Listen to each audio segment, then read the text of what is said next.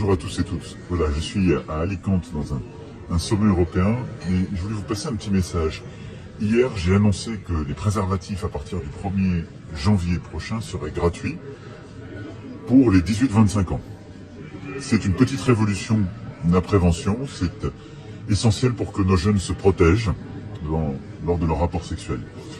Mais j'ai été pris à partie par beaucoup, en tout cas plusieurs d'entre vous, sur le fait que beaucoup de nos jeunes mineurs avaient des rapports sexuels et qu'il fallait aussi qu'ils puissent se protéger, qu'ils pouvaient avoir des mêmes contraintes financières. Alors je dis banco, allons-y, donc on va faire travailler les équipes pour étendre cette mesure aux mineurs. Et donc tous les mineurs et les majeurs jusqu'à 25 ans, on va mettre en place cette politique. Je pense que c'est une très bonne politique de prévention pour permettre à tous les jeunes de se protéger. Sortez couverts, comme disent les grands auteurs. Et puis à côté de ça, je voulais vous dire qu'on va continuer le travail de prévention qui est essentiel pour notre ministère de la Santé et pour notre santé à tous. Et donc le dépistage du VIH est maintenant aussi gratuit. On va simplement élargir aussi le dépistage gratuit à d'autres pathologies, d'autres virus, parce que c'est aussi notre politique de prévention et on va continuer avec la Première ministre et le ministre dans les prochaines semaines à renforcer notre politique de prévention en santé.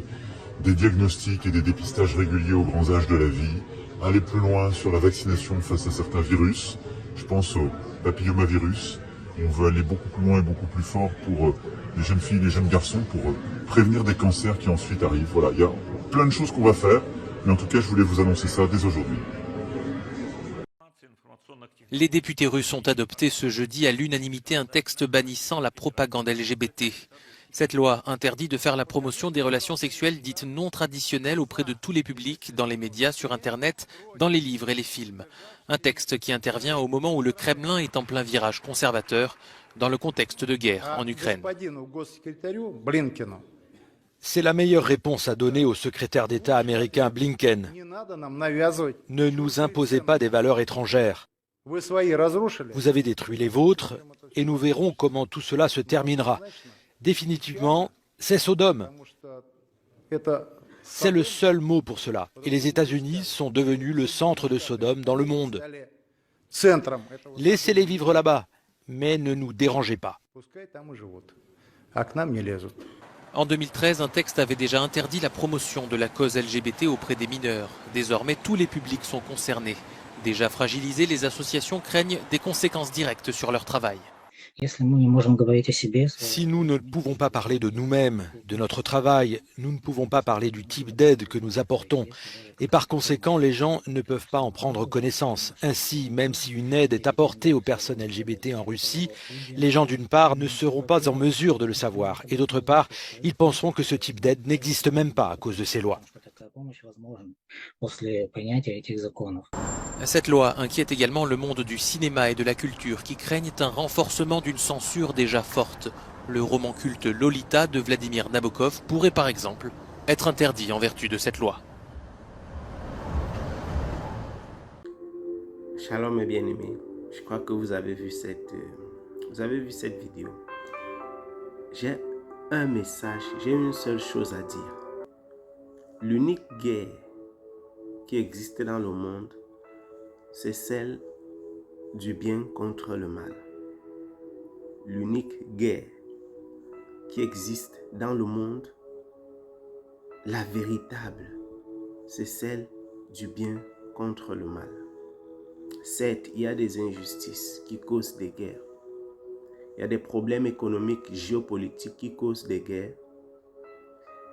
Mais il y a une guerre qui surpasse toute autre guerre, qui, elle, est la racine de toutes les guerres. Comme notre frère Paul dit, l'amour de l'argent est la racine de tous les maux. Il y a une guerre qui enfante toutes les autres. Qu'est-ce qui peut justifier qu'un chef d'État puisse prendre une décision pareille? Que tout un gouvernement, tout un pays dépense des sommes énormes pour permettre à la jeunesse, à des personnes qui ne sont même pas en âge de se prendre en charge soi-même, c'est-à-dire des mineurs. Ils ne sont pas adultes, ni sur le plan physique, ni sur le plan émotionnel, ni sur le plan psychologique. La preuve, c'est qu'on ne leur permet pas de choisir quand il faut élire ni le maire, ni le président, ni les députés, etc. Ils ne sont pas à même de choisir pour eux-mêmes sur le plan légal. Mais ils sont quand même permis de vivre dans la débauche. En fait, on leur donne un coup de pouce pour vivre dans la débauche. Souvenez-vous bien de ce que je disais. Il y a une seule guerre dans le monde. C'est celle du bien contre le mal. Toutes les autres guerres sont les guerres factices. Actuellement, on parle des guerres Ukraine, Russie. Ce sont des guerres. Mais en toile de fond, gardez ceci à l'esprit. Si vous servez le Seigneur Jésus-Christ dans cette génération, sachez qu'il y a une véritable guerre que vous devez mener. Celle du bien contre le mal. De quel côté êtes-vous? Êtes-vous du côté du bien ou de celui du mal? Je demande de quel côté êtes-vous parce que j'entends des gens soutenir, justifier n'importe quoi. Ils sont des dizaines qui ont encore, soit qui m'ont écrit personnellement ou qui ont commenté sous la vidéo de... Et je ne reviendrai plus sur cette vidéo-là, sous la vidéo concernant le Rotary Club, pour me dire, vous ne savez pas de quoi vous parlez, vous ne savez pas qui est KS Blom, vraiment vous ne connaissez pas le Seigneur Jésus-Christ, parce que j'ai soutenu et je soutiens et je l'ai démontré que c'est une secte pernicieuse et que le lien qu'ils ont cherché à avoir avec KS Blom, c'était pour l'engluer lui-même et l'utiliser comme un instrument satanique afin d'amener le maximum de jeunes dans cette organisation dangereuse pour leur âme. Et plusieurs m'ont dit non, vous êtes dans l'exagération, vous ne connaissez pas Jésus-Christ. Jésus-Christ marchait avec les publicains. Je vous pose la question, êtes-vous du côté du bien ou du mal? De Dieu ou du diable? C'est ça la véritable question. Arrêtez de chercher des justificatifs du genre, vous ne connaissez pas Jésus, Jésus marchait avec les publicains, Jésus marchait avec les publicains, il faisait leur promotion. Êtes-vous du côté du bien ou du mal? Dans cette guerre que nous menons jour après jour, nous subissons des attaques spirituelles parce que nous avons choisi notre camp.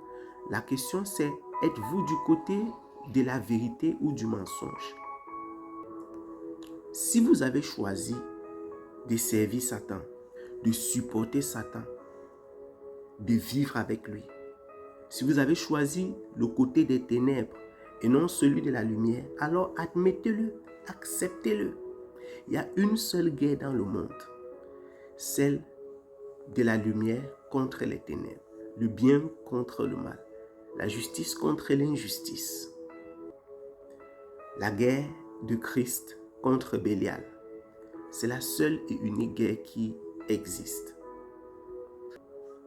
Je vous invite donc aujourd'hui, maintenant, à choisir votre camp et à examiner le monde dorénavant sous ce spectre-là.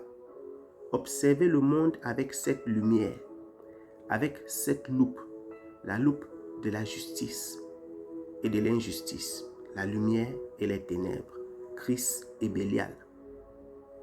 Il n'y a pas d'autre façon de voir le monde. Et ne vous faites pas avoir avec les justificatifs, avec les apparences trompeuses. Et ne pensez pas qu'il y a une zone grise. Il y a un milieu que l'on peut choisir de se tenir et de supporter, de manger un peu des deux côtés. Vous ne pouvez pas séparer l'eau froide de l'eau chaude dans une eau tiède.